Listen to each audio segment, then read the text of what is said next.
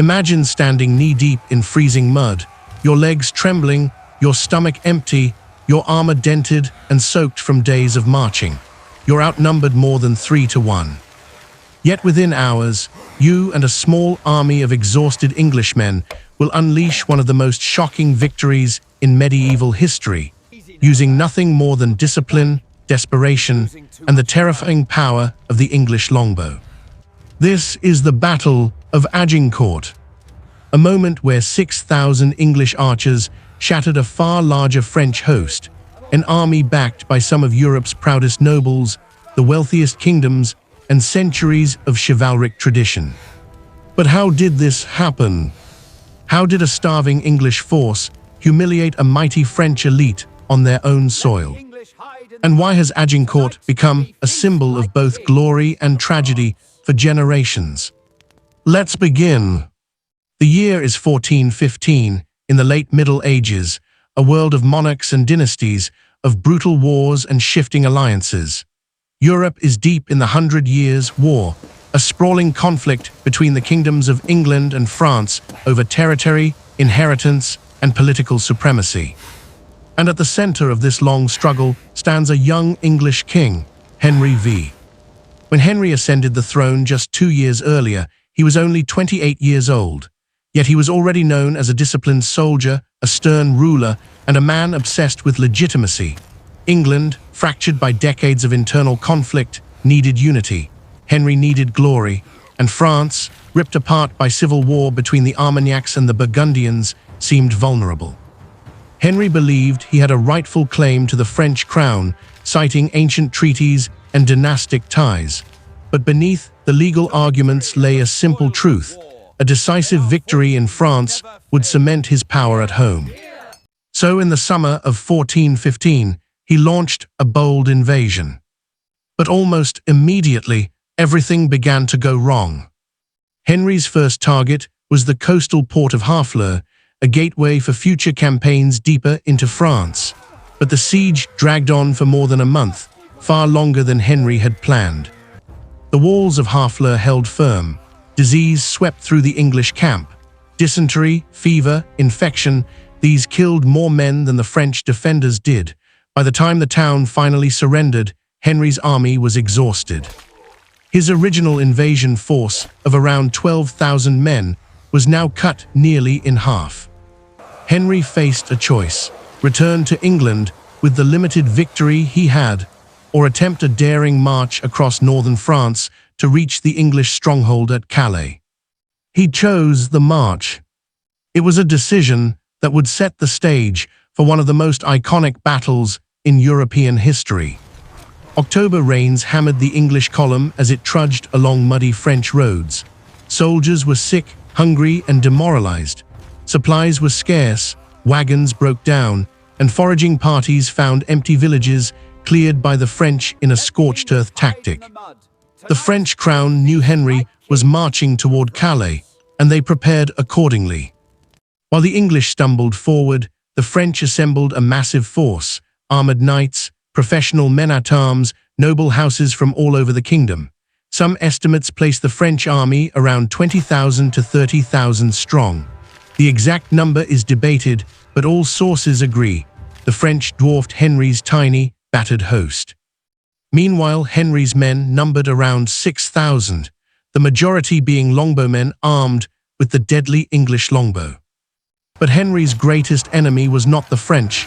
It was time, cold, hunger, disease. Exhaustion clung to every step. As the English neared the small village of Agincourt, scouts brought the news Henry dreaded. A massive French army had taken up position ahead, blocking the narrow road. There would be no escape, no retreat, no reinforcements. If Henry wanted to survive, he would have to fight. The night of 24 October 1415 was silent except for the crackling of small fires and the distant murmur of French celebrations. The French nobles, confident in their victory, feasted and drank. Many boasted about who would capture the English king. Some planned to ransom English knights for fortunes. They believed the next day would be a formality, a crushing display of French might. On the English side, it was different. There was little to eat. Many soldiers were injured or sick. Armor was dented. Arrows were limited.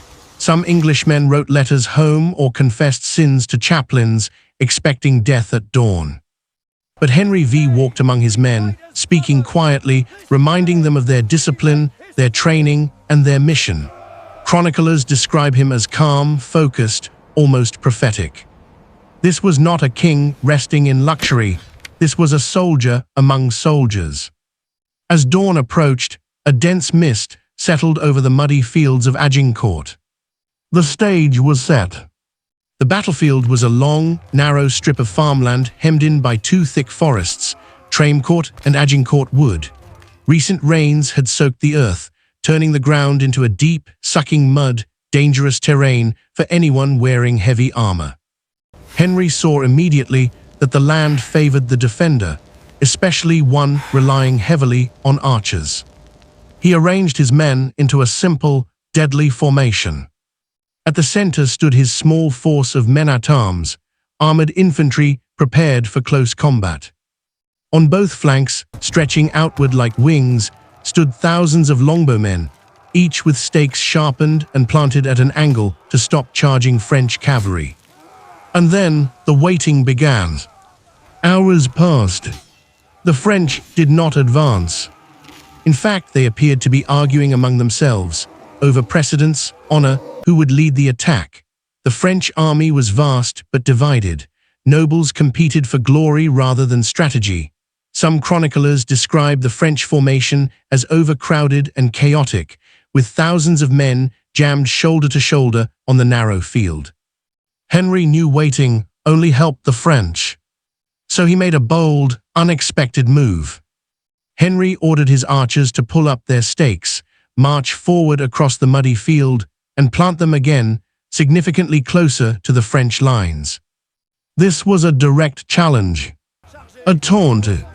The French had no choice. Their honor demanded a response. The first French cavalry charge thundered forward, but the mud slowed them, the terrain funneled them, and the longbowmen unleashed a storm of arrows. Horses panicked, riders fell, armored men drowned face first in mud. Still, waves came on. Behind them, French infantry surged, but they too became trapped in the narrow, muddy corridor. The more men pushed forward, the more pressure crushed those in front. When they reached the English line, they were exhausted, breathless, and unable to swing weapons effectively. Meanwhile, the English longbowmen dropped their bows, drew axes, hammers, and swords, and joined the melee, lightly armored, agile, and deadly. What happened next would become legend. The French advance buckled under its own weight. The front ranks were pressed so tightly that many could not even lift their visors to breathe. Some suffocated standing upright. Others slipped and were crushed under the weight of men behind them. Henry's plan, simple, ruthless, brilliant, was working. The narrow battlefield nullified French numbers. The mud immobilized their knights. The longbows shattered their cavalry. The English infantry, fewer in number, fought with ferocity born from desperation. Henry himself fought on the front line, an unheard-of act for a king. He was struck in the face, his crown dented by an axe blow that nearly killed him. Only the strength of his helmet saved him. By midday, the French first line was broken, then the second, then the third. The French nobility was devastated. Dozens of lords and knights lay dead or captured. No amount of bravery could overcome the reality of the terrain, the tactics, and the discipline of the English longbowmen. But the battle was not over. A sudden panic surged through the English camp. A French detachment was threatening an attack from behind. Henry faced a terrible decision. This moment, more than any other, would haunt the memory of Agincourt.